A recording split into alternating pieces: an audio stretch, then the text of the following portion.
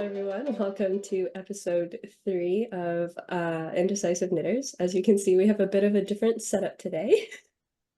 We're in the studio with Geraldine from the Wandering Flock, who we met at Knit City, Toronto, and we had the opportunity to speak with you and visit your booth, and even have you as a guest on our podcast for the third episode in our podcast, which we're really excited about. Congratulations on your third episode. I am honored to be on your third episode. Thank Hi, you. everyone. I'm Geraldine. I'm the founder of the Wandering Flock. If you don't know us, we're indie dyers from Brooklyn, New York. Our studio is in Williamsburg, Brooklyn, and this is where we hand dye all yarn, ship it all out, and our brand is the Wandering Flock. The studio is very beautiful. What I really like about this two-head situation, like I've transported you guys into the studio. It's the closest we'll ever get to being in the studio. Next time we go to New York. Well, Yes. you might have you're gonna have to come now and like see the studio physically. For sure. I was in New York like last year, but it was such a short trip, so I didn't really get to. I went to Downtown Yarns, I think, and Woolen, but that's about. Yeah. I mean, I think our studio is probably like the easiest one to get to because we're off the L train. Oh, nice. Very Okay, nice. now we need to plan a trip to New York. Yeah, we do. And it's a tourist destination, so you have no excuse now. Exactly. That's true. So, yeah, so the Wandering Flock is known for we call them neon pastels. Yeah, I like to call them neon pastels. Like colorways. And we got to see them at Knit City, Toronto. So we wanted to ask you how your experience was at the festival and how you found it, like organization-wise, just like your experience in general. I have to say, Knit City, this is my second time doing a Knit City Canada show, and it is one of my favorite show experiences. I think firstly, Canadians are really nice. Stereotype. No, but it's true. I think the Canadian knitter customer or maker customer is like, they're all really super sweet and like really patient. And, they're like, even if there's a long line, everyone's always happy and then no one's complaining. It's such a pleasant experience for us. And the organizers of Knit City, Knit Social, I think is their like umbrella company, they're really organized and they're really good at what they do. So I really enjoy doing the Knit City shows. And I've done only like Montreal and the ones on the East Coast, which is like Toronto. This is the first year, and last year was the first time I did Montreal. I actually met you for the first time in Montreal last year. You did? Yeah, I bought the yarn for this shirt when I was there last time. Oh, yeah. Oh my God. I can't believe I didn't recognize my own yarn. It's the lighting. It's the lighting. Is that mother of pearl? I think this one was, oh no, this is a really bad time to forget the name. It is not mother of pearl. Link it below. Yeah, I'll link it below. We're gonna fill it in. Yeah. I have no idea which one this one is. I'm completely blanking right now. I mean, based on looking at it, it's either Moonstone or Mother of Pearl. It's Moonstone. I got it right. Oh my God, I do know my yarn. You did your pop quiz and you succeeded. Yeah. Score 1. I feel like this is like the setup of you guys on my side feels like a game show. Yeah. It's like we're quizzing you. Basically with all our questions. Like scores would show up on your head or something. I'm sorry. Yes, but so just back to the question. The experience at Knit City honestly is really wonderful, and I look forward to doing more of their shows. I really will be going back to Montreal, which is where the show is taking place next year. That's exciting. I think our next question is actually, are you vending at any other festivals this year? Yeah. So this year we're gonna be the other two festivals we'll be vending at are a Woolen Affair, which happens Rhinebeck Sheep and Wool Weekend. It's like on a Friday. It's run by Brooklyn Katrin of the Brooklyn General Store in New York. So we'll be there. And then the other one that we'll be doing is Secret Sheep, which is all the way on the West Coast, I think, in Portland, Oregon. And Ooh, that one last year, it was run by Rachel Dyes, ooh, Rachel Dyes. Yeah, so that was a really good festival as well. So we're really excited for that. that's exciting. So no more in Canada. Unfortunately, no. It actually took for us to get up there, just because like we have to work it out with our stockists, ship the yarn there, and like, it's a little bit more just like vending across the border. Mhm. But I think we recognize how many like Canadian fans we have. So it makes sense to go because we're Mhm. always shipping, like, packages to Canada. So we're like, okay, we should go to them. Yeah, this perfectly leads into the next question because we always see your yarn and we're like, oh, we'd love to order some, but we know like shipping costs and customs can be a barrier for people to get your yarn. So I think I've seen your yarn at the Knitting Loft, like in Right. person. And are there any other Canadian stockists that you have? Right now, the Knitting Loft is our only Canadian stockist.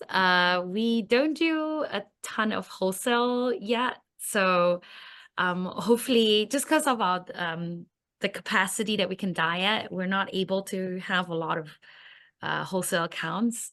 So the Knitting Loft is our only Canadian stockist. But maybe in the future, we'll be able to add more, Canadian stockists, and hopefully that will change. Well, actually, sorry, this is going a bit off of our list of questions, but we found that we actually have more US viewers than Canadian viewers. So do you actually also have stockists in the US? We do. We do. I mean, we pretty much run our own online store. But we have quite a few stockists in the US, like Wildhand. We have a stockist so Wildhand is a really cute store in Philadelphia. Then we have Loop Yarn, which is in DC.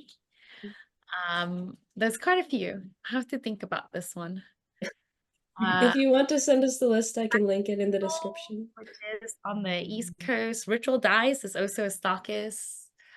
I'm like blanking. I know, I think it's like the on the spot, like with Yeah, sorry. earlier. I can give you a list of our stockists if you like to put it below on that list. Yeah. Everyone watching, please read the description. Yeah, but mostly we do sell on our online store, and we do ship to Canada. Mhm. Yeah. Well, we're really lucky that we got to like buy some of your yarn in person at Knit City. Yeah. How did you like? So what did you guys get? Oh, Did we you get the have calendar? We have it ready. Oh, I love it. 2 skeins of the candied peaches and mohair and Oh, non-coral. yeah, And I yeah. got 2 skeins of Neon Kelly, Oh, I love that. What are which you? is not well represented in this video, but It's a little more. It looks more like this. yeah, that's much more accurate in comparison. Oh, actually, no, that's pretty accurate. Look at that. Oh, yeah, I It's see. kind of close. It's like overexposed a little Like bit. a lighting thing, I think. Hmm. Yeah, we have really good lighting in the studio, so we have like nice big loft windows. Ooh. Oh, very excited. Yes. We were actually going to ask, well, I don't know if Tiffany, you were going to, I was going to ask like if you had any recommendations for this yarn. I had some ideas. Right. For the mohair, I know there's a lot of like 2 skein mohair tops you can do where you hold it single, like the Yeah. top, Any of like Park and Knits mohair stuff like Phantom Fuzz Is that right? or yeah. Yeah. So Oh, Cloud Bow. oh, Cloud Bow, that's what that one's called. Okay, Yeah, the one in PomPom magazine. It's just two skeins for like almost all the sizes. oh my Which goodness. it's pretty amazing. You get a full sweater. Is that the one that you can extend into a dress? Yes. Okay. Okay. Yeah. That is a really cool pattern. Wants to knit a full dress. Like, have you guys knitted a full dress? I haven't. I haven't. Oh, But like, I've always wanted to, like, I like knit dresses. So mhm. I've always wanted to knit a dress, but then like it's so daunting. And I'm Mhm. a short person already. So That is an advantage. Just right? I know that's the one time I'm like, yes, being short works out for me because I don't know, it's like 4 inches I save or something. But I don't know, like knitting a dress is very like to me feels really daunting because it's like so much you have to Yeah. keep, you know. Yeah. And But like it's like a year-long project. For mhm. sure. One like on my list, not the cloud bow, but I really like that one. I have on my list is I think the Robin or Robina like sweater dress by Oh, Notland. It's just this plain like plain knit dress. Like it's stockinette all the way. I would And get so bored. that's what I thought. But then at the same time, I was like, well, maybe that's the project I like start this year that I can wear for next summer because I was gonna do it in a cotton yarn. And like, I'll just like do it every time I watch TV. yeah, like a good like no No, fuss project. yeah, potato chip knitting. Yeah. Yes, potato chip knitting. That's perfect. It's, with the one where you can knit something you don't have to think about, it's one stitch all the way, it's in the round, One more round. all around. And, hopefully like after hours and hours of Korean drama, I would I would end with like a full sweater. And also because I have to read subtitles because I don't understand Korean. Yeah, that's true.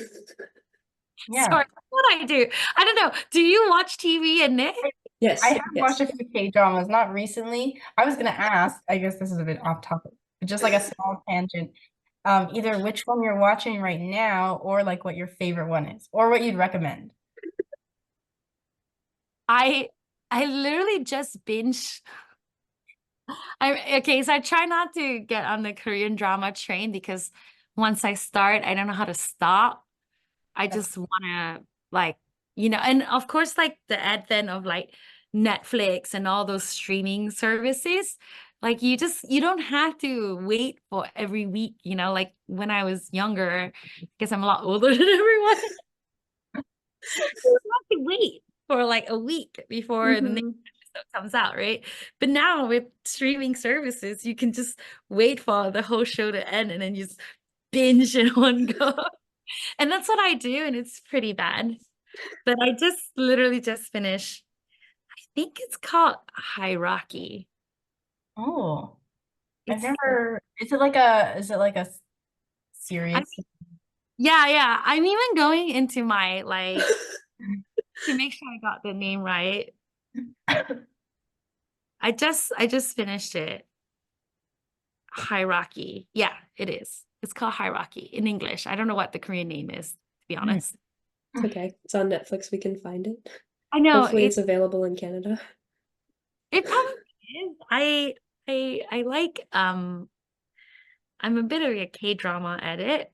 I think it's from my mom. She started me watching it and then I was like, oh, this is pretty good. I like how predictable the storyline is. True. Like I know it's gonna be a happy ending. Yeah, that's important. I always go for like the sappy romance ones. Yeah. Like, it's like a bit of a feel good. I don't know if it's always feel good, but like, how they like, these people always end up together or, it's very predictable. I don't have to think too hard. And like something I like doing while knitting. So I knit a lot of stocking knit just because I don't have the concentration to read subtitles and a complicated pattern at the same time. Yeah, that's true. I need to find more stockinette patterns so I can do that. Did you guys, I haven't gotten into podcasts, but a lot of people claim. I got So into some podcasts after we started our podcast. Like before that, I didn't really watch them that much. And then I was like, oh, let's see what else is going on. And after Knit City, yeah. people were like, oh, you were mentioned in a podcast because I talked to like a podcaster, and I was like, oh my gosh. And then I watched it, and I'm hooked now. Yeah, I watched a lot of podcasts before we started podcasting, and I was like, it would be really cool if me and Zoe did this. So like I just sort of like compiled as much information as I could, and then I was like, okay, we're gonna do this way. I'm so glad you did. I think when I first started in the knitting world, which was about like, it wasn't too long ago. It was like, we're now 5th year. So it was 5 years, like a little less than 5 years ago. When I first started dyeing yarn and like starting the Wandering Flock, I was about to do Vogue Knitting Live in New York, and it's a pretty big show, right?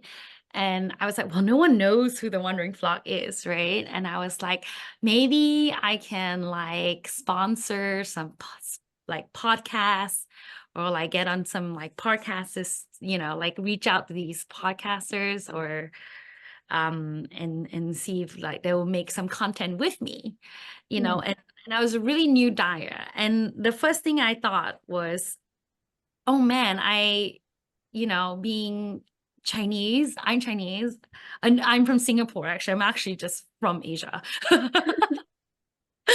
I was like, well, let me start with Asian podcasters first, right? In the knitting world, in the fiber world, because there probably aren't that many. And actually, there was none. Oh, Oh, really? I should know that. Oh no. That was just 5 years ago, and there are more now, but Yeah. I know of quite a few of them, and I am so happy that a lot of you have started your own podcasts. It just like that was 5 years ago, there was like maybe one or two, Oh no. That like Yes, sucks. American or Canadian or like anything like that, or there wasn't a lot out there. Mhm. Yeah, someone left a comment. Oh, sorry. Yeah. Sorry? Oh, sorry. I was just saying someone left a comment on our video, saying that it was nice to have like the Asian representation because they like didn't see a lot of podcasters, I guess. Yeah, I wish we could gather the whole list of who's out there, but there isn't that much out there. There Yeah. isn't, like, I think, and not that there aren't Asian knitters, there obviously are, because the three of us are, and like all my company is. So there's a good amount of us, but I don't know, like, I don't know why there wasn't any Asian podcasters back then. Some part of me suspects that like we're all introverts to begin with, right? If you like knitting, you're kind of like an introvert, right? Yeah. And like being an introvert doesn't actually mean like, oh my God, I'm gonna start a podcast, and then like being Asian as well. Like I think, or being from like an immigrant community where you like don't want to draw attention to yourself. I so now feel like, oh my God, that's like, like more layers for us to like get through. And it's not that we're not out there, and it's not that we don't have a voice. We're just like, we don't necessarily want attention to begin with. Yeah. So thank you for starting your podcast. Yeah.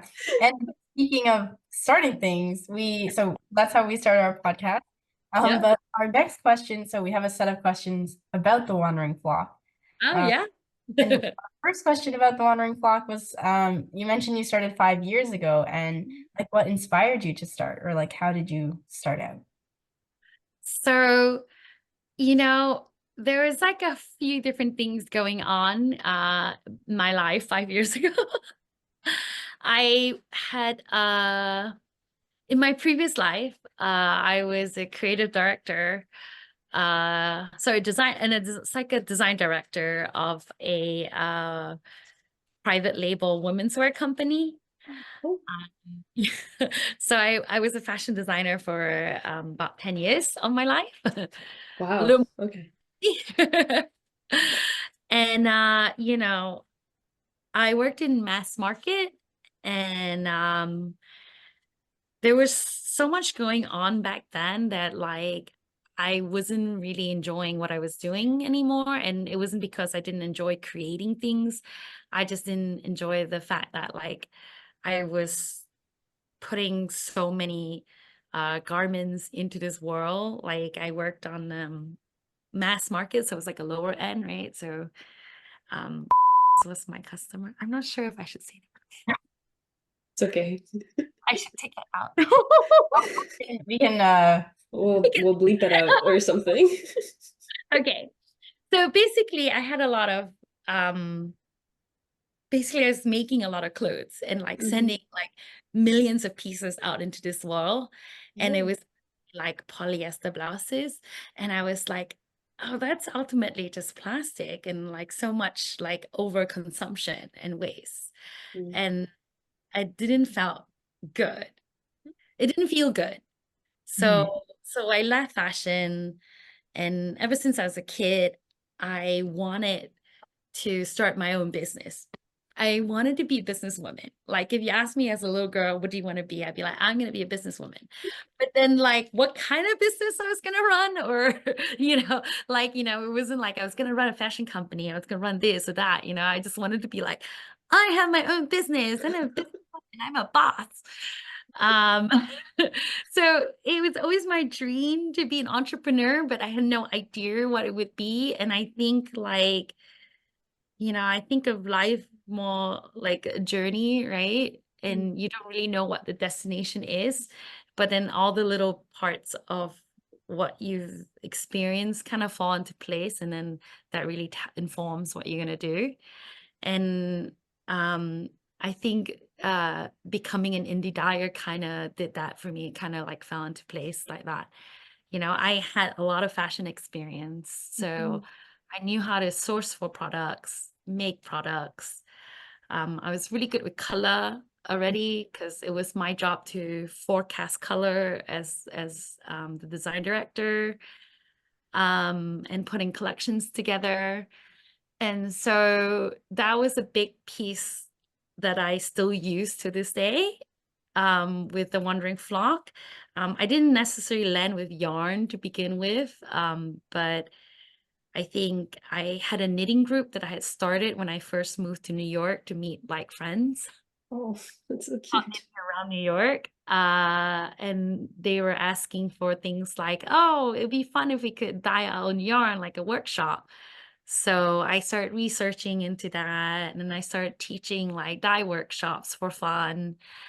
And and so we started doing like dye workshops, and then people who came to workshops were like, you should be an indie dyer. I was like, what's that? I didn't even know what that was. I didn't even know it was a thing. And I didn't know any other brands or any of the dyers out there. I was just like, I guess I could. I mean, I am dyeing yarn right now. So So it really did fall in place. yeah, kind of everything like just found a place. I was like, okay, this seems like something I could do. I was able to source the product, and I was like, the price point for indie dye yarn would work if I did it myself. And I started in a 50 square foot like it was a co-working studio, but then like I rented like a really small part of it. It was maybe 50 square foot. You could fit one desk, and that's about it. You could expand a little into the studio, but like, the area that like the rent I was paying for was like $300, and I could barely afford it. Oh no. It was like 50 square feet, like from, your desk and like space for your like chair. That's about 50 square feet, by the way. And I started there. I started teaching workshops in their space to pay for the space as well. And And the moment I started, I was like, well, how do I get my name out there? I just started submitting designs to PomPom magazine. That's really how I got started. Oh, And my first like design submission ever got accepted by PomPom magazine. that's so exciting. I know, but I was a designer, so I'm really good at proposals. And I tell the story now, and it's funny because, like, you know, time has passed, but like when I had submitted the design, I had never actually finished knitting a full sweater. I had knitted pieces of the sweater, but never actually like joined them or anything. So there was never like a full sweater that I knitted. Um, but I knew like garment construction and design really well. And I was very good at obviously submitting a design proposal because I got picked, right? And my first design got like, and I didn't know how to read patterns too. So I totally thought in my head that like it was just a practice round and I wouldn't get selected anyway. But I needed to get in the habit of just putting my work out there so that I could get seen. And like, you know, being a small business, marketing your business is probably one of the biggest things you have to do. And probably same with your podcast, right? You got to get your podcast out there. You know, people know about it so they can watch it, right? They don't know about it, they can't watch it. They don't know about my yarn, they can't buy the yarn. So it was just a practice run for me. Not thinking that I would get selected, obviously, but I did. Uh, and that's kind of how like the whole yarn line started. You know, I serendipitously, I don't know, like part luck, part talent, and part being like, I don't know, I think it's like some bold ignorance. You like kind of cheated the system, but it worked in your favor. What pattern, like, did it end up in the magazine? Like, which pattern is it? Yeah, I don't know if I have the magazine with me even. Maybe I have it like my, oh my God, I magically pulled it out. I just I reached in and pulled out what I thought it might be, and this is this is it, right? But that's not my pattern. Wait, Okay. hang on. It's bookmarked. No, it's not. Something no. else is bookmarked. But this lady here is wearing the first sweater I've ever made. No Oh my way. God. That looks amazing. And this is the pattern I submitted to PomPom magazine. Wow. And sadly, they're not around with us anymore. But Yeah. look, it's my name. I'm a published designer. Yeah. That's so cool. And you know, when I learned that my design got in, I was like, oh, could I use yarn that I dyed? I'm starting my own yarn company. And I had no, like, I didn't have a name yet. I haven't committed to a name yet either. Like, yeah, what is it called? Yeah, we were gonna ask how the name came about, the origin story. Yeah. So, the wandering flock. So I always like the word wander because I really Okay. like traveling. I'm a big like wanderer, I guess. I love traveling. Ooh, yay. Some pause. Sorry about the chit. So I always like the word wander. And I had a knitting group called Knitting Around New York. Sorry, I don't have a knitting group, but they still exist, Knitting Around New York. And they're a wonderful group that I started like more than 10 years ago, and it's now being run by my friends. Oh. And so if you're in New York, you need a knitting group. Knitting Around New York is a wonderful group. And so we would knit at different bars all around New York. Oh. I know. So I kind of came up with the name The Wandering Flock. Just kind of like I thought it would be really fun. Like I wanted something that allude to sheep, but not have the word sheep in it, right? And so I kind of just made it up, like on the spot, like under pressure, because I had to like submit a name to like PomPom magazine. It's a really long name too. If you try writing the Wandering Flock over and over again, it's really, really long, kind of like my name, Geraldine. It's really like, I don't know. I think it's very fitting now that I know the backstory. Like, I think it's such a perfect name. yeah. I mean, it's partially inspired by like my knitting group, but also partially inspired by like how much I enjoy traveling. Mhm. In my head, I was like, oh, if I called it the Wandering Flock, one day maybe I can dye from different flocks of Oh, yarn from that's different so cute. around the world. Yeah. And yeah, so that's kind of how we came up with the name, or I came up with the name. Yeah, I like the team aspect that comes with flock as well, right? It's like flock, your like community, your team. Do you call your team your flock? Like, I guess yes and no. We do call our newsletter subscribers the flock. Oh, that's cute. So I believe if you sign up for our newsletter, you're joining the flock. That's very nice. But there was a lot of things like I guess the more I think about the name, I really love the name.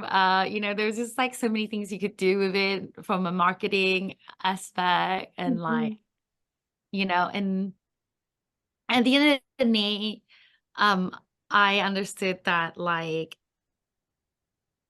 branding, like when it comes to like branding, it's like what you make the name to be. It's not actually like how important the name is to start. It's like so, but now like the Wandering Flock, when you say the Wandering Flock, people think of something, like Yeah. it loses something. So that probably wasn't the case when I first started. Yeah. I guess our next question. Discovered the Wandering Flock. Sorry? How did you discover the Wandering Flock? That is a good question. Yeah. I Yeah, I think always wonder how they know. Like, how do you know? Like, was it on Instagram that you found us Most likely. I think or it was through you? Instagram because so I remember I didn't quite know you, but so we used to run the knitting club at our university. And Oh, yeah, cool. and we were trying to make all the materials accessible for the students. So we would ask like yarn shops for sponsorships. And Mhm. one year the Knitting Loft was kind enough to donate a lot of yarn for our club. And there was your Mm. yarn. Like I got one skein and I I was like, didn't know that. I yeah, didn't know it that. You was stole it a for rare one. yourself.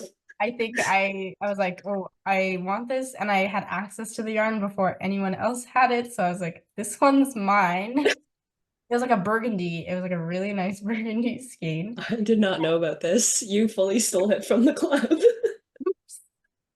Oh, Don't dirty shame. secrets coming out. Bleep that part out too. But at that point, I was like, oh, like I remember seeing the like logo somewhere, but I didn't quite know yet. But I think I had followed you on Instagram. Mhm. I think for me, I probably just like it was probably just like a suggested post, and I was like, these colors are just so pretty. So I followed, and then like you would just pop up more and more. And then I think I heard that you were going to be at Knit City, Montreal, and I was like, I'm going to meet her this time right now. And so that's when I started getting more and more obsessed with your yarn. And there was like Serena's design collection, like the one with the color blocks. Oh, the koi. Boy Uh, pattern. Yeah, Yeah. those are published somewhere, right? And then I think I saw it there. We self-published it. Oh, okay. So maybe I just was following you already at that time, and I was like, yeah. No, she's a really good designer. She is. Yeah. And we're so lucky to have her as part of the staff member.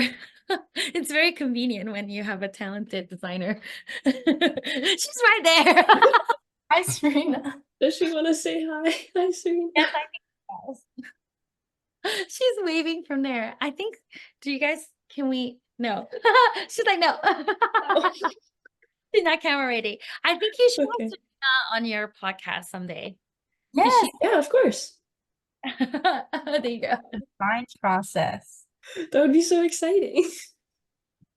No, she's a really good designer. I think she has a really cool way of thinking through her designs and patterns, and like her patterns are really well thought of. Thought Mm. out. Sorry, thought out, not thought of. Um, So yeah, I yeah, actually, sorry, go ahead. so actually an art historian, which is really cool. Whoa, Ooh, very that's so cool. Okay, we'll save that for when we have her as a guest on our podcast. Yeah. But speaking of Serena, and we were actually going to ask who are the members of your team? Oh, yeah. We actually only have 4 people on staff, and one of them includes me. Oh, okay. Then, so you're seeing this is a quarter of the company already. Mhm. So we also have Marie, whom you met, and Yes. she actually dyes all your yarn. Oh, I still create all the colors. I'm still the owner and creative director, and my partner is Marie, and she now coordinates all of our production and wholesale. And Serena works in a retail section, so she does all the online shipping and customer service emails. And then we have Caitlin, who is a dyer, and she helps manage the design program. yeah. We have we all wear many hats just because there's only 4 of us, really. Mhm. There's a 5th person who's part-time. That's just my husband, who steam and wash yarn. Nice. He was the intern for a long time, but we've upgraded him recently to employee. yay. Yay. Intern. Your husband's an intern. I love that. Yeah. So, I think we have a lot of fun in the Wandering Block. It's, after all, we are selling yarn. Yeah. And it's something we all feel like that we all love ourselves and feel Mhm. very passionate about.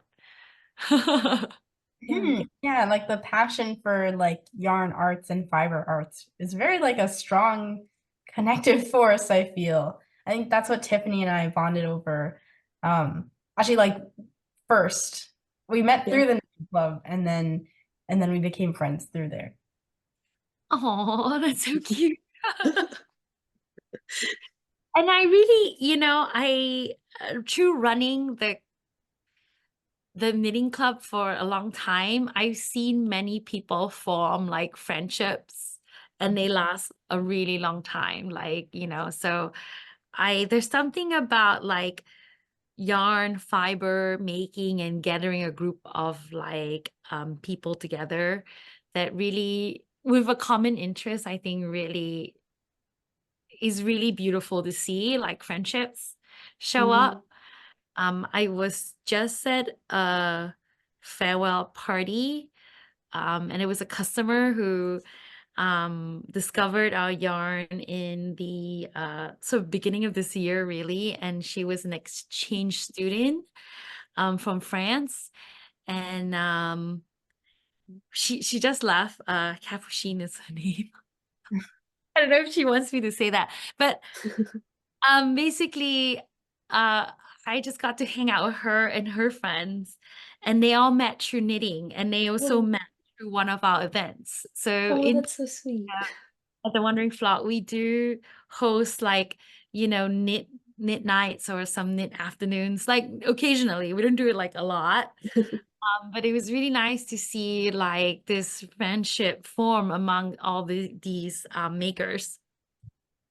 Where and obviously they all had something in common, which was knitting, and to see that they met at one of our events and continued being friends is Yeah, really, I think, something that I find really satisfying, I guess, for or sure. satisfying might mean fulfilling, you know, Yes. like you don't start, I guess, a young company thinking like, I'm gonna make millions,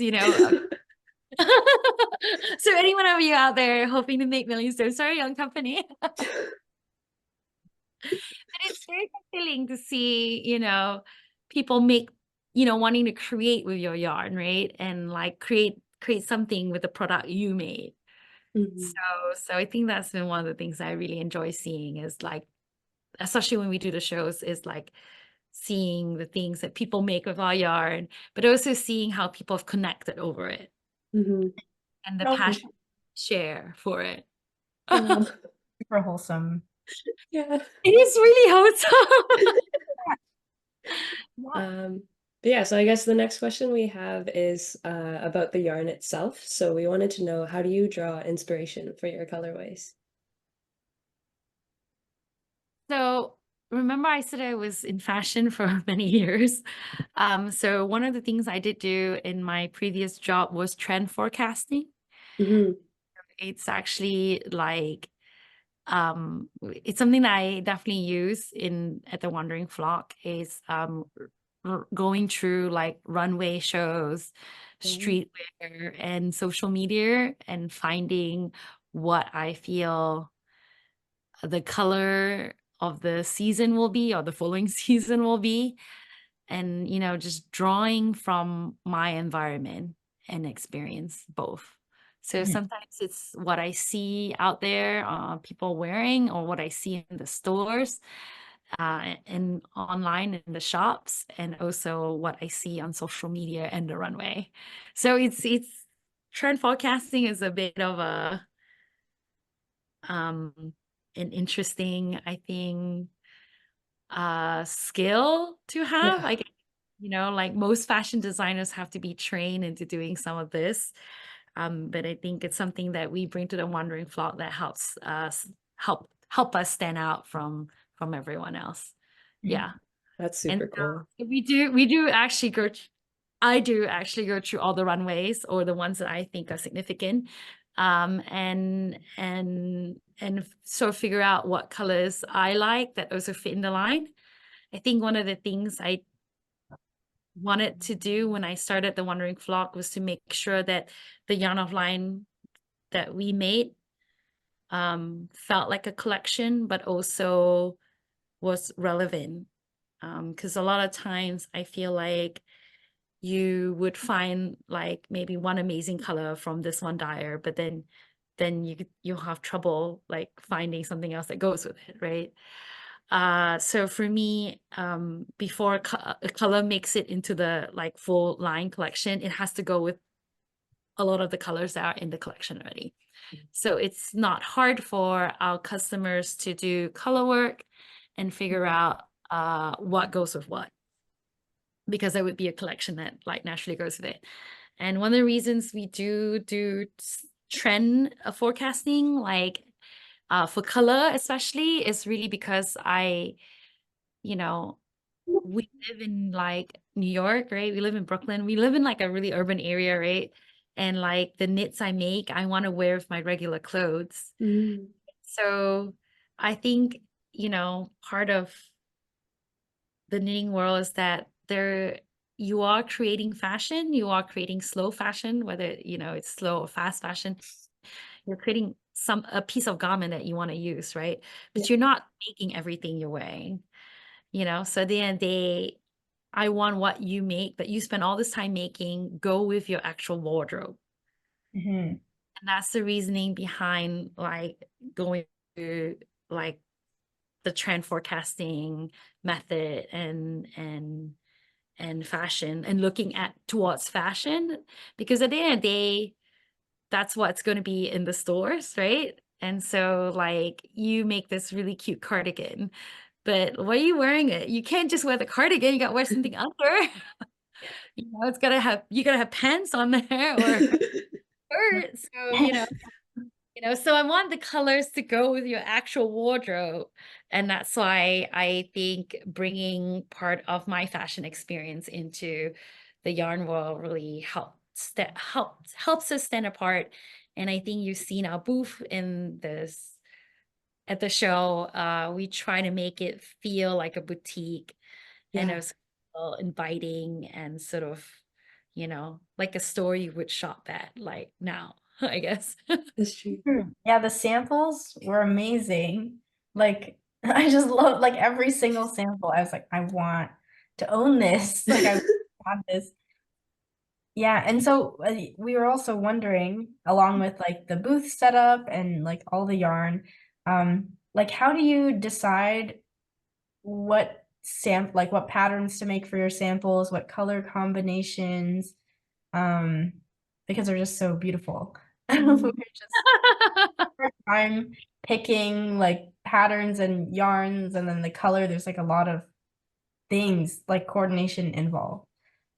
I mean, I think it goes back to a lot of that fashion experience I did have. But this time is about curating patterns. So I do rely on my staff a lot for their research, because I have some, you know, Caitlin and Serena, they knit a lot and they're really hyper aware of all the designs that are going, they're coming out from like different backgrounds. So when we pick like what samples to make, we pick it based on season and the shows that we're going to. So we actually curate a sample collection before we get to the show. And we have an amazing group of sample knitters that help knit for us, like work for yarn.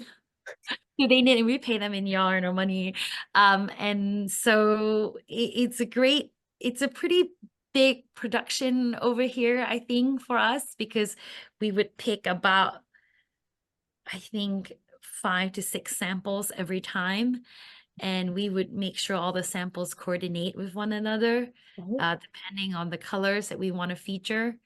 And sometimes it depends on, like, you know, when we have a new color collection, how we actually want to present it, and like what it would look like is, say, if we were in an actual store, so that we can, so that it would be inspiring for our customers. And so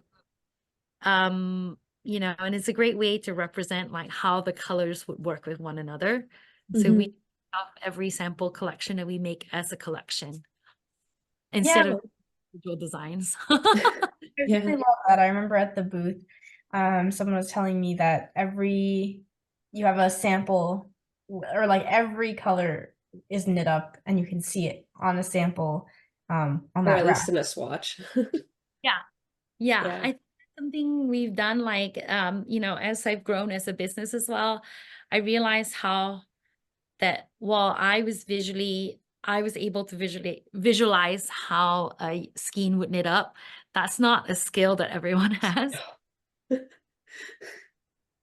And when we create like multicolored skeins, I know how that skein is probably gonna knit up when creating it, right? But how do we translate that, you know, for the customer? And I think that's what we think about when we create the samples and stuff. So there are skeins that are like multicolored, and then there are skeins where you see layers of colors. That's one of the things we do here, is also like, when you look at our skein, how it presents itself is really important. So you see the colors don't match up and they like kind of look like an all over color in the skein. That's actually how it will knit up. Have colors where the colors match up, and that is, we match it out on purpose so that the consumer can know that there will be color pooling in that skein. I didn't even notice that. I want to see more of your skeins. Yeah, okay. I mean, I'll give me 1 second and I'll find one. So this skein looks like this, right? It looks all over. And so when you knit this, this is cosmic tie-dye for those who want to know. This will look like it's all over when knitted up. This actually might be cosmic tie-dye. I'm so sorry. Looks like it's all over. And then this is Sunsets in Brooklyn. This is the mohair version, but you can see like 2 chunks of colors. That will indicate that it color pools. Oh, that's so interesting. I know, I'm a bit of an overthinker. So we've actually thought every process of this company. Don't worry. Overthinkers out there. Bye. So I think everything we do in this company is actually really, really thoughtful. And I really like it that way. Yeah, So the difference between these two skeins can, like how it should be knitted out, how it would appear after you knit up is, it's skein in a way so that it shows how it would knit up. that's super interesting. Yeah. And then the other thing we do is like how tight the skeins are as well. Mm-hmm. If you felt our skeins, they're like quite soft, right? And they're not too tightly wound. Yes.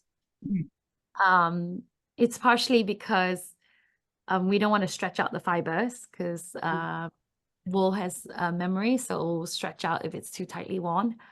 But also we want you to feel how squishy and soft it is, so there is like a specific setting that we have for each skein.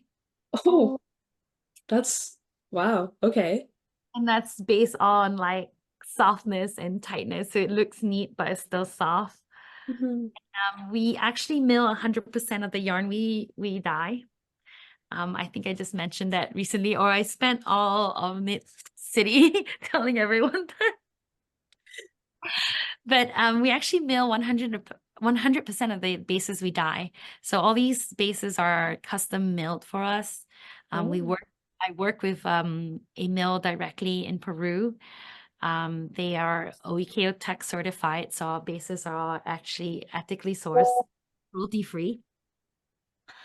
But also by milling the bases, we were able to, make sure that we could use the nicest fiber we could get, and so we only use a cashmere grade merino for our merino yarn. So you feel that it's like really, really soft. You can really feel the difference, I think. Mm-hmm. And our mohair is also really soft because we use a super kit goat hair, super goat hair. And that's like the softest grade of mohair you can get. That's perfect. You just answered our last question, actually. I did. Yeah. I didn't read I read the questions. I didn't want to have pre-planned answers because I was like, that would feel really unnatural. No, that's good. You That's want to good. like be reading off a script. No. Wouldn't have been as fun. Yes. So Yeah. Sorry. tell me more about yourselves. Oh, about ourselves. What do you want to know? So you both met in a knitting club At Yes. our university, yeah. at university. You Mhm. still at university? I am. I'm not. Oh, what are you guys studying?